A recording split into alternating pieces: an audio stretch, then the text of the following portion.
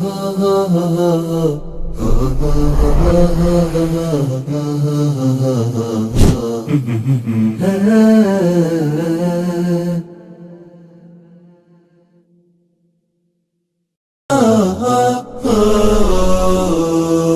زلت في دفاتري قصيدة، وفي ظلال أعيني كشمعة جديدة، وفي ظلال أعيني كشمعة جديدة. ما زلت مثل وردة الربيع يا وحيدة. إريتريا يا جارة البحر ويا منارة الجنوب، إريتريا يا درة البحر ويا منارة الجنوب. بسم الله الرحمن الرحيم. الحمد لله والصلاة والسلام على رسول الله وعلى آله وصحبه ومن والاه. مشاهدي الأكارم، سلام الله عليكم ورحمته وبركاته. أهلا وسهلا ومرحبا بكم في برنامجكم قضايا إريتريا. تعتبر القيم من أهم المحددات التي تساعد في بناء المجتمعات وترسيخ حب الوطن وهويته الأساسية، والتي يتوارثها الأجيال جيلا بعد جيل. فهل حافظنا عليها كإريتريين؟ وكيف لنا أن نزرعها في الشباب الذين يمثلون مستقبل البلاد المشرق؟ نجيب على هذه التساؤلات وأكثر منها أيضا مع شيخنا الدكتور حسن سلمان، فأهلا وسهلا به. حياكم الله. شيخنا، انطلقت في الأسابيع الماضية عدد من السمينارات في إقليم جنوب البحر الأحمر لتوريث قيم المجتمع الإريتري، وكان الاستهداف الأساسي مدارس عصب وسمهر وطيعو وغيرها. فعندما نقول قيم، ماذا نعني بها؟ ماذا نعني بها كإريتريين؟ يعني القيم التي تميز بها الشعب الإريتري. مرحبا بكم. بسم الله الرحمن الرحيم. الحمد لله رب العالمين، والصلاة والسلام على رسول الله الأمين وعلى آله وصحبه أجمعين. أما بعد، بالنسبة لموضوع القيم، هو موضوع عالمي بشكل كبير، يعني لأنه كل مجتمع من المجتمعات عنده منظومة من القيم، أي تشكل بالنسبة له شيء ذات قيمة ومقدر عنده ومثمن عنده، وبالتالي ليس قابل عنده للمساومة والبيع والشراء والتنازل. يعني هذه هي منظومة القيم، الشيء الذي له قيمة فيشكل تصورات الإنسان ويشكل مواقف الإنسان ويشكل مبادئ الإنسان ويشكل كذلك حركة الإنسان، لأنه هي بالنسبة له دي مرتكزات أساسية يقوم عليها وجدانه ويقوم عليها تصوراته وتقوم عليها عقيدته كده. فتجد مثلا يعني كنموذج أن الإيمان بالله سبحانه وتعالى بالنسبة للمؤمن قيمة أساسية ما قابلة للتنازل، فتشكل عنده ركيزة من الركائز. بر الوالدين مثلا تشكل بالنسبة للمسلم قيمة أساسية أيضا لا يمكن التنازل عنها، وهكذا. وتختلف عموما مسألة القيم إلى مجموعة أنواع. فهنالك القيم الإيمانية أو يسمى القيم العقائدية والدينية، وهنالك القيم الأخلاقية اللي ترتبط بالجانب الأخلاقي والسلوك في الإنسان، كقيم الأمانة والصدق وعدم الكذب ومسألة الوفاء وإلى غير ذلك. هذه تدخل في منظومة القيم الأخلاقية. وهنالك ما يعرف بالقيم الاجتماعية التي يعني تنشأ عليها الجماعة السكانية في مكان ما أيا كانت شكل ارتباطها، لكن تشكل فيما بينها بدءا من الأسرة وانتهاء بالمجتمع. هذه أيضا منظومة قيم اجتماعية. هنالك قيم لها علاقة بالأسر، هنالك قيم لها علاقة بالأحياء، هنالك قيم لها علاقة بالمجتمع كمجتمع، هذه يسموها القيم الاجتماعية. هنالك قيم لها علاقة بالسياسة، فكل مجتمع له قيم سياسية معينة يؤمن بها وينطلق منها. لكن مهم جدا قبل أن نتكلم عن موضوع إنه والله تحركات الآن النظام في موضوع إحياء القيم الإريترية، لا بد أن يكون هنالك سؤال واضح جدا، أن القيم لا بد لها من مرجعية القيم. فأنت مما تنطلق في منظومة القيم التي أنت تريد أن ترسخها في المجتمع. مثلا المجتمع الآن مجتمع نستطيع أن نقول بأنه مجتمع يستند إلى الأديان. فهل أنت مستصحب معك هذه المسألة وأنت تريد أن تحيي القيم الدينية؟ بمعنى أنه والله القيم الدينية تنادي بالشعائر والالتزام بها، القيم الدينية تنادي بترك المحرمات وعدم اقتحامها، القيم الدينية تنادي مثلا بالترابط وعملية السلام وتحقيق السلام داخل المجتمع إلى غير ذلك من القضايا التي لها علاقة عموما بالأديان. القيم الدينية تدعو إلى العدل، تدعو إلى العدل وتنفي الظلم وهكذا، والقيم الدينية تنفي العدوان على الناس في أنفسهم وفي أموالهم في أعراضهم، هذه كلها. فمهم جدا ونحن نتكلم عن موضوع القيم أن يرد عندنا مباشرة سؤال مصدرية القيم. ما هو مصدر القيم التي نحن نريد أن نغرسها في المجتمع؟ للأسف الشديد بعض المجتمعات هي تجد مثلا يقول لك والله القيم المجتمعية، ولكن في حقيقة الأمر هو يحاول أن يستورد قيم إيش؟ قيم خارجية.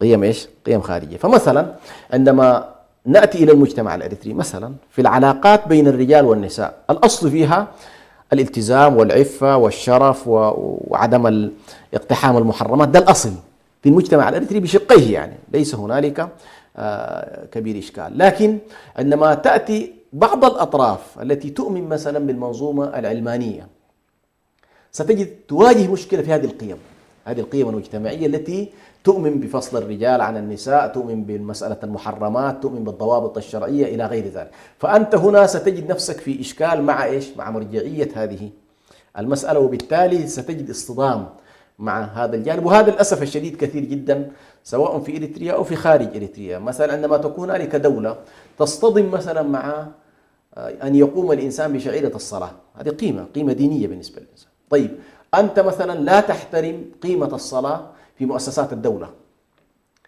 إذا أنت لا تحترم القيم المجتمعية التي يرتكز عليها المجتمع. مثلا أنت مثلا عندك مشكلة في من يتحفظ في قضية الاختلاط بين الرجال والنساء، وهذه قيمة دينية. أن الشريعة مثلا جاءت بأنه والله لا يكون هنالك علاقات. بس وجدنا في بعض السفارات الإريترية يعني فاصلين كراسي النساء عن الرجال.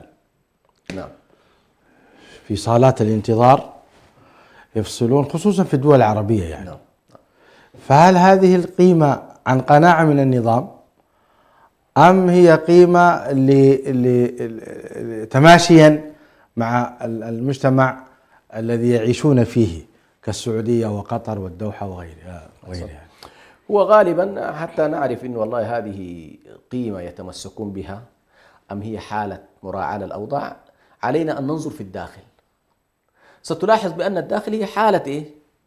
لا يلتزم الناس بهذا النمط، بدليل الآن معسكر ساوة مثلا، يعني هذا من أسوأ النماذج اللي الآن مثلا تعطي صورة في داخل الدولة الإريترية مثلا في جمع البنات مع الأولاد لفترات طويلة جدا في معسكرات مغلقة مثلا. هذا النموذج أنا لا أتصور من ينادي ويؤسس لهذا، وهذا مرتكز كبير جدا الآن تصاغ من خلاله قيم جديدة في داخل المجتمع، وما يمكن أن نسميه بإريتريا الحديثة، يعني إريتريا التي تتشكل داخل هذه الحالة.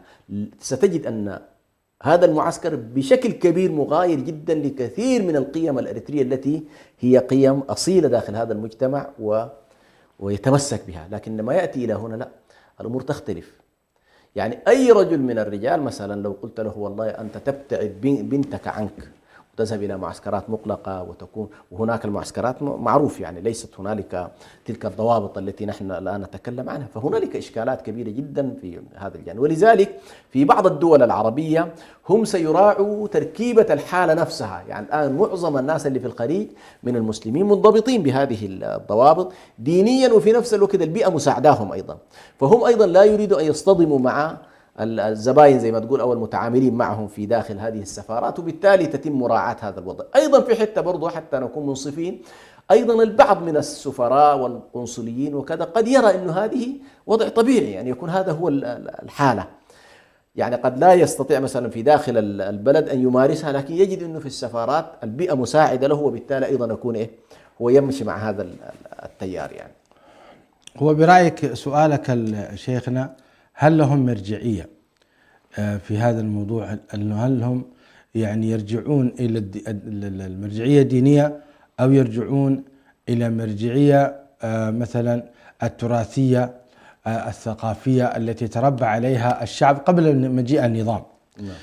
بمعنى أن الشعب الإريتري موجود وهو متأثر هو بالقيم القديمة، خلينا نقول أنها قيم إسلامية مثلا، أو قيم دينية بشكل عام. قيم دينية بشكل عام.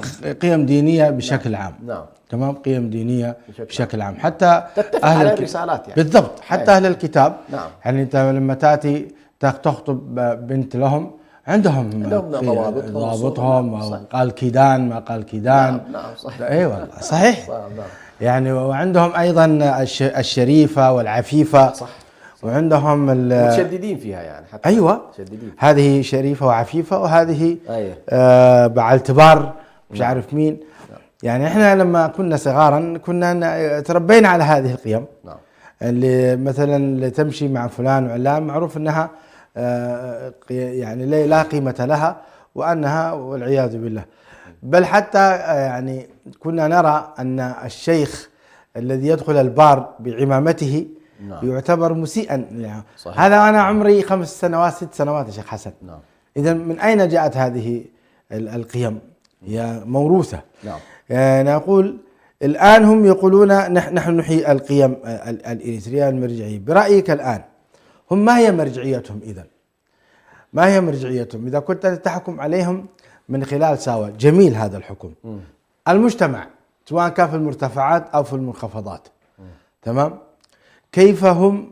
هل لديهم أنشطة لتغيير هذه القيم، أو هم يريدون فعلا رفع هذه القيم؟ قيمة الصلاة التي أنت ذكرتها، كثير من الذين عادوا من الميدان ودخلوا المدينة، دخلوا المدن، صلوا، دخلوا المساجد. صح.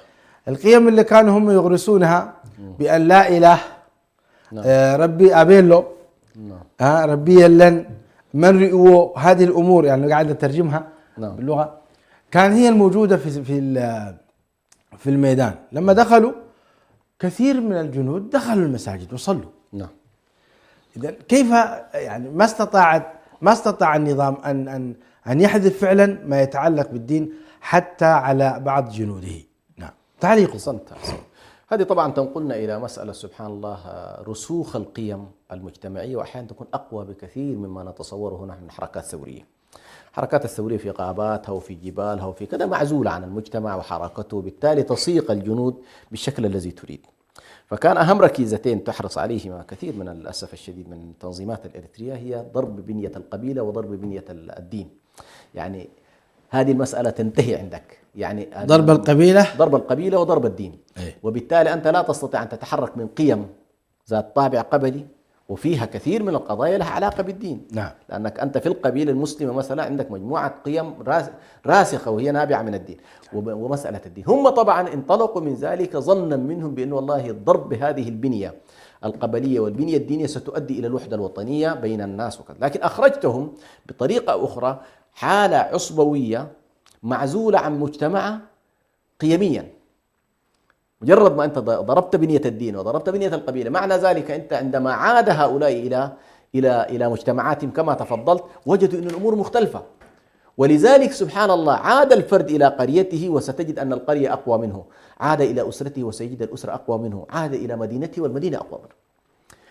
ولذلك أنا سبحان الله اطلعت على عدد من التقارير وورش العمل تدار في داخل حتى الحزب الحاكم، إنه والله يا أخي ما كنا نرسخه في لنا كله تلاشى وانتهى، لأنه لقينا نفسنا فعلا أمام تيار جارف، تيار مجتمعي. فهي هذه إشكالية، وخاصة لما يضعف بعد كده البنية الحزبية، لما تضعف بنية الحزب وتقوى بنية الدولة، والدولة تستوعب ما هو حزبي وما ليس شنو، ما ليس بحزبي. فهنا على كلنا الآن أنا لا أستطيع حقيقة بدقة أن أقول ما هو شكل القيم التي سينادون بها. إذا أشركوا المجتمع، أعيان المجتمع، الزعامات الدينية، الوجهاء، أنا متأكد أنه ستظهر قيم شنو؟ قيم المجتمع الحقيقية، ولا تستطيع في ظل هذه المجتمعات أن تنادي بقيم الحالة القديمة. أحسنت شيخ حسن، جزاك الله خير. وبالتالي أنا أتصور إن شاء الله سيكون هنالك تأثير. يعني الآن منطقة دنكاليا اللي فيها هذا منطقة مسلمة، فيها طبعا وجود بفضل الله سبحانه وتعالى المسلمين كبير جدا، وبالتالي هنا ستظهر. وخاصة أنا ليش أقول هذا الكلام؟ لما جاءت فكرة المدارس والتعليم مثلا، منطقة دنكاليا اختارت اللغة العربية، مع أن النظام كان يود أن تختار اللغة شنو؟ التجرينية. لا اللغة العفرية. نعم. مع انه هم متمسكين بلغتهم معتزين بها، لكن التمسك بالعربيه يدلك على انه عندهم تقديم القيمه الدينيه على القيمه القوميه عندهم. نعم صحيح. هذه مساله من الاشياء المهمه اللي نحن نستحضرها عندما تحصل احيانا تنازع القيم، من ناحيه انه والله هل اقدم القيمه القوميه. لا، حتى تكوين الاسره في حد ذاتها يا شيخ حسن. نعم. لا تزال اريتريا يعني تقدس الاسره. ومتى ما رايت شيخ برهان، متى ما رايت المجتمع بنيته الاسريه قويه، معنى ذلك القيم الدينية ستكون قوية. نعم. مسألة بدون قطع حديثك سامحني. نعم. مسألة زواج الفتاة المسلمة بالنصراني. نعم. طبعا هذه قضية في الميدان هم يعني قضوا أو هم سعوا إليها، وفعلا استطاعوا أنهم يزوجون الفتاة المسلمة بالنصراني. نعم. قصرا. نعم. سواء اقتنعت أو لم تقتنع. ونشروا هذا في داخل المدن بعد دخولهم. نعم. لكن المجتمع إلى الآن ما تقبله. تعليقكم؟ صح، أحسنت. إيه؟ هي المشكلة أنا لما قلت لك إنه تيار المجتمع أقوى من تيارات الحداثة. نعم. اللي أنت والله بتشكلها في بيئة خارج المجتمع، ولما تجي داخل على المجتمع حتكون هذا المجتمع إيش؟ مجتمع صلب، يعني تشكل لعقود طويلة جدا. وبالتالي البنية الحديثة هذه اللي أنت حاولت تشكلها ما لها أرضية. نعم. فصارت البنت مسكينة في إشكال.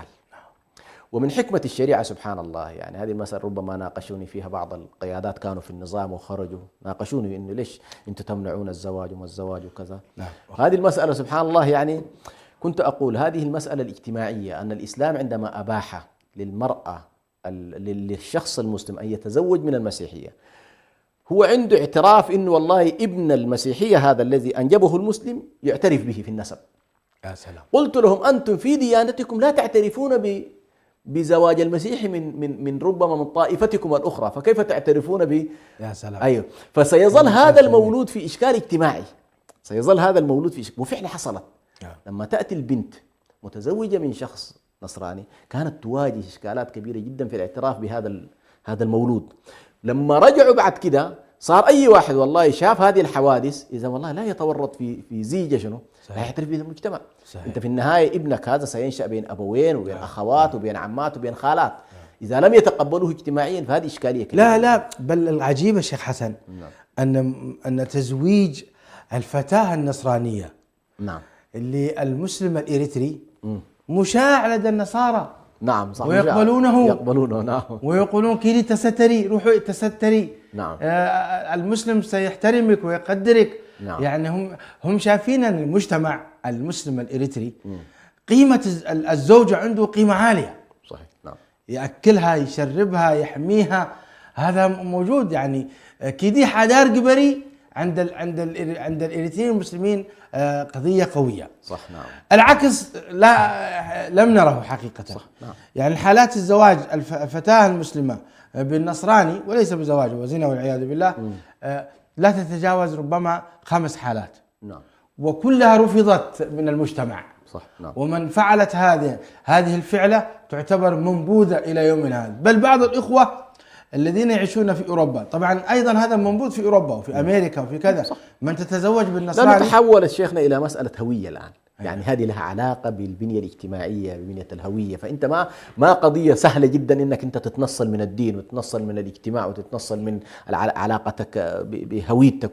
فهي ليست سهلة، وبالتالي قوية. أنا في تقدير هذا النوع من القيم بالذات، القيم التي لها علاقة بالأعراض، لها علاقة بالأنساب، لها علاقة بالاعتراف بهذا المولود الذي سيولد في المجتمع. موجود. ما في كلام. ولذلك هذه من أقوى القيم الإريترية. يعني أقوى القيم الإريترية اللي هو موضوع الاعتراف بالأسرة وأساس الأسرة وفلسفة الأسرة، لها علاقة بالحقوق والواجبات والأنساب وهذه القضايا. فإذا كان والله شخص من الأشخاص تجاوز هذا، معناه كأنما يرمي بنفسه في المجهول. ولسه أنت مجتمع الحداثة التي في أذهان كثير من المثقفين غير موجود. أنت لا زال في بنية نمط مختلف جدا. لست أنت في سويسرا ولا في غيرها. يعني أنا زرت ألمانيا ووجدت الإخوة في إحدى الجمعيات الخيرية يقولون لي أن يعني امرأة مسلمة ارتبطت ارتباطا حراما بنصراني وأنجبت منه وخلفت عياذا بالله، فقالوا لي الآن هل نحن بأسرنا يعني وبنسائنا يجوز لنا أن نزور هذه الأخت التي أخطأت هذا الخطأ الكبير؟ إذا أنجبت هل يجوز لنا أن نهنئها بالإنجاب؟ وإذا مثلا نشاركها في الأحزان والأفراح أم نقاطعها؟ واحد.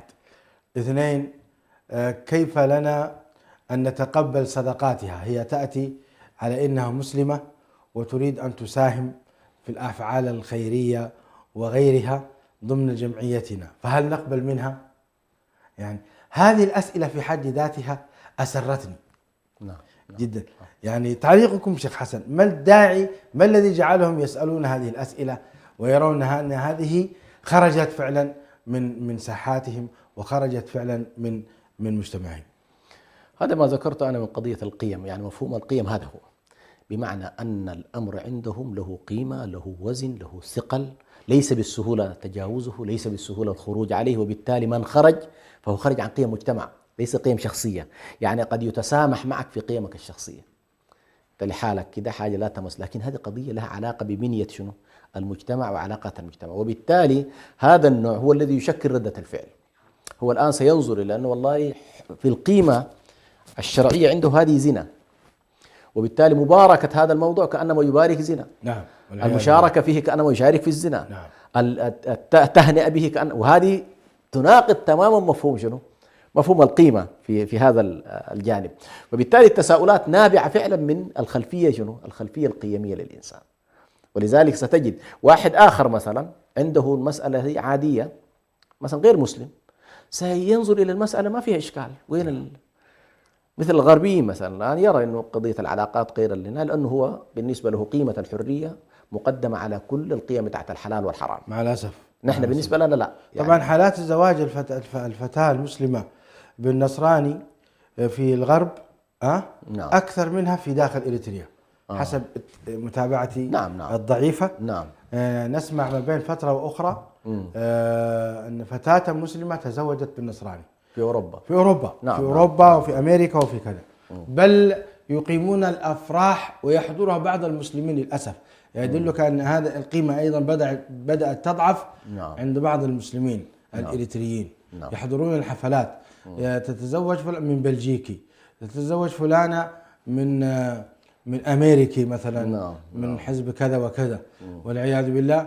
لأول وهلة كنا نظن أنه أسلم. نعم. لكن اتضح لدينا أنه لم يدخل في الإسلام. نعم. هذه قضية أيضا تحتاج إلى تعليقكم شيخ حسن. هي على كل هذه يبدو لي والله أعلم مؤثرة فيها أيضا الحالة في الغرب والمعيشة في الغرب والنظام القانوني في الغرب الذي طبعا انحدر انحدارات كبيرة جدا. هو وصل الآن مراحل دعك من قضية أن يتزوج مسلم من أو نصراني، هو ذهب إلى تحليل المحرمات الفطرية مثل الزواج بين الرجل والرجل، وصل إلى حالات طبعا منحدرة جدا. وبالتالي هذه طبعا انتقال من قيم مجتمعية إلى قيم مجتمعية أخرى. الآن هذه الفتاة بأي شكل من الأشكال لا تستطيع أن تقول هذه قيم إريتريا. إذا جينا لحلقتنا مثلا في قضية القيم الإريترية، هذا لا يمكن أن نصفه بأنه قيم إريترية، هي قيم الآن غربية. هو الآن يمارس قيم شنو؟ نعم. قيم غربية، وخرج بالتالي عن قيمه الإريترية الأصيلة أيا كان، حتى لو كان نصرانيا. لا أتصور بأنه هو الآن ملتزم بقيمه الإريترية. وبالتالي هذه تدخلنا في مسألة تحديات الالتزام بالقيم في ظل المجتمعات التي نهاجر إليها، وخاصة نحن لا نهاجر إلى بلاد إسلامية، كثير منا قاعد يهاجر إلى بلاد غير إسلامية. وبالتالي إلى أي مدى نلتزم بهذا الجانب؟ أنا حتى أحيانا يتواصل معي بعض الشباب، فمن خلال المناقشة يتبين لي أنه من يريد أن يتزوج به ما نصرانية أصلا. هو يقول لك يا أخي، أقول له لا تأكد هل هي أصلا نصرانية؟ فيتبين له بعد فترة أنها ملحدة مثلا، ليس لها دين. وهذا هو الغالب. أنا أقول لهم يا أخوان الغرب الآن لا تجري عليه الأحكام التي نحن يتناولها الإسلام في قضية نصارى، لأنه حاليا كثير منهم خرج من النصرانية. لكن البناء على الأصل ما يمكن. على كل إذا ثبت لك أنها هي ملحدة لا تؤمن بالله، فالزواج بها هو زواج بكافرة وليس يا لطيف. أي نعم. ولا تمسكوا بعصم الكوافر. لا تمسكوا بعصم الكوافر. لكن لو قالت لك لا أنا والله هويتي مسيحية وملتزمة بالمسيحية ممكن. طيب دكتور حسن، دعنا ننتقل إلى قيمة أخرى من القيم التي يعني عشنا، هي قيمة التعاون على البر والتقوى والإحساس بمشاعر المسلمين في الداخل والخارج. نعم. ما تعليقكم على هذه القيمة؟ هل هي موجودة؟ هل كانت موجودة من قبل؟ وما الأمثلة عليها؟ وهل هي موجودة حاليا؟ وكيف وضع الإريتريين فيها؟ أحسنت. هي مسألة التعاون طبعا هي قيمة أصيلة في الإسلام ونابعة من قوله تبارك وتعالى وتعاونوا على البر والتقوى ولا تعاونوا على الإثم والعدوان. بل النبي صلى الله عليه وسلم أسس لها حتى وبدأ يشير إليها حتى في الجاهلية، اللي هو حلف الفضول وما فعله النبي صلى الله عليه وسلم في ذلك الحلف. نعم. ويقول لو دعيت إليه في الإسلام لأجبت، اللي هو قيمة التعاون على رفع الظلم أيا كان، والتعاون عليه ورفعه عن مسلم وعن غير المسلم. فمسألة التعاون على نصرة المظلوم قيمة أساسية، وأتوقع بأن الإريتريين على وجه التحديد هذه من القيم الأصيلة والراسخة في المجتمعات المسلمة وغير المسلمة. حتى في المجتمعات غير المسلمة ستلاحظ بأن والله القبول بظلم الناس والاعتداء عليهم وأخذ أموالهم وسلب نسائهم لم تكن حقيقة من القضايا المعهودة، بل ستجد أن القبائل تتناصر فيما بينها لمحاولة إلجام الظالم وتحجيمه والوصول به إلى الحق، عملا بقول النبي صلى الله عليه وسلم أنصر أخاك ظالما أو مظلوما. فهذه قيمة أصيلة على كل في الحالة الإريترية. وبنفس القدر، بنفس هذا القدر ظل المجتمع الإريتري يتفاعل مع قضايا الشعوب المستضعفة كلها، أنه هو عاش أيضا حالة احتلال، وبالتالي يعرف معنى الاحتلال ويعرف معنى إشكالات الاحتلال. فمثلا ستجد أن الشعب الإريتري من وقت مبكر بدايات الثورة الإريترية مثلا ارتبط مع القضية الفلسطينية في وقتها اللي كان فيها ياسر عرفات ومنظمة التحرير. وأعرف رجال من أوائل قيادات الثورة الإريترية ممن شاركوا في حرب 48، معروف سعيد حسين عليه رحمة الله من القيادات المؤسسة لجبهة التحرير الإريترية، ومن الذين قاتلوا عليه رحمة الله قاتلوا في أرض فلسطين. فالحالة بتاعت الشعور والانتماء بأنه والله نحن جزء من أمة أوسع، أعتقد هذه كانت حالة موجودة. أيضا أعرف الكثير من الناس الذين قاتلوا في الحرب العراقية قناعة منهم بأنه والله الإيرانيين كانوا وقتها معتدين على العراق وعلى كذا، فكثير منهم ذهب وقاتل. بل بعضهم أيضا أعرف أنهم شاركوا في الحرب العراقية الأخيرة التي هاجم فيها الأمريكان على بغداد. فشعور الإريتري بأنه والله مسألة النصرة، مسألة التعاون، مسألة أنه والله يناصر إخوانه الآخرين، هذه على كل من المسائل المعروفة والمعهودة بالنسبة للشعب الإريتري. طيب تعليقكم حول استضافة النظام للشعب السوداني في المرحلة الأخيرة؟ نعم. وتعليقكم أيضا على غلاء أسعار السكن والفنادق في داخل أسمرة، في حين الواجب على الإريتريين كما تفضلتم في المواقف الجميلة هذه التي أبدوها لإخوانهم في غزة وفلسطين. اليوم يعني الشعب السوداني في السنوات الماضية استضاف الشعب الإريتري لسنوات طويلة جدا، وجاء اليوم الذي نحن نسدد فيه الفاتورة. النظام استضاف الشعب السوداني، تعليقكم؟ ثم غلاء أسعار السكن في داخل إريتريا، توجيهكم؟ أولا القرار الأخير أنا في تقديري من القرارات المهمة جدا وجميلة والتي تستحق فعلا أنه يعني أن يشاد بها، لأنه هذا واجب من الواجبات الشرعية تحسب للنظام، وواجبات الجوار كذلك، واجبات الجوار. في نفس الوقت أنه لم يكن جزء من الأزمة، يعني حرص أيضا النظام أن لا يدخل خلال الفترة الماضية أيضا أن يكون جزءا من الأزمة السودانية. يعني كثير من الدول حرصت أن تكون جزء من الأزمة بغض النظر عن الحسابات، على كل إيش كانت حساباته لا تعنينا كثير، لكن أن لا يكون جزء من الأزمة السودانية أعتقد هذه من الأشياء المهمة، والتي ربما كثير من الناس كان يتصور بأن النظام سيدخل. لم يكن جزءا من الأزمة فيما يظهر لنا، فيما يبدو لنا لا فيما يبدو لنا، جزاك الله خير. فيما يبدو لنا على الأقل في المؤتمرات واللقاءات التي حصلت حرص رأس النظام أن يعبر بأنه والله المشكلة هذه تحتاج إلى حل وإلى عنوانه، بخلاف الرئيس كينيا، بخلاف الرئيس الأثيوبي الذي أظهروا تحيزا واضحا لأحد طرفي النزاع. هذه واحدة. النقطة الثانية كما تفضلت، بغض النظر أن والله حق الجوار للشعب السوداني في أنه والله يستضاف، لكن علينا أن لا ننسى بأن هذا الشعب هو صاحب اليد البيضاء لمدة طويلة جدا على الشعب الإريتري. يعني لا تكاد تجد دولة تحملت الشعب الإريتري كما تحمل الشعب السوداني. فهذه تقريبا زي ما تفضلت سداد فاتورة، ونسأل الله أن يعين الناس أن تسد الفاتورة وأن لا يحوج الشعب السوداني أن تطيل محنته، ونسأل الله لا يكون ذلك. لكن على كل موقف جميل، واعتقد الشعب الإريتري يعني أهل لأنه إن شاء الله يقوم بواجبه في هذا المضمار.